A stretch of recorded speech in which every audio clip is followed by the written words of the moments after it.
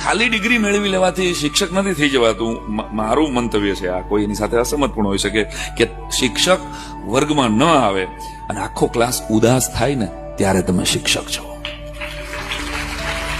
અરે પ્રાર્થનામાં તમને ન જોવે અને છોકરાઓને આજે આ સાહેબ નો આવ્યા, આજ મજા નહીં આવે, આવું જયારે બાળકને થાય. આનું ક્યાંય સર્વે નથી થતો, આનું ક્યાંય લખાણ પણ નથી હોતું, આની ક્યાંય પ્રેસ નોટ પણ નથી થતી, પરંતુ તમારી એક સ્માઇલ માટે એ બાળક આખી બિલ્ડિંગમાં આટા મારે ને પાણી પીવાના બાને, ત્યારે તમે શિક્ષક છો.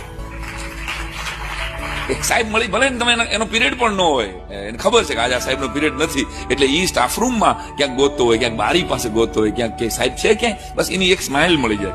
તો બાળક જ્યારે તમને પૂછ્યા વગર, તમારા પૂછ્યા વગર પોતાના પરિવારની કે જીવનની અંગત વાત શેર કરે ને, ત્યારે તમે શિક્ષક છો.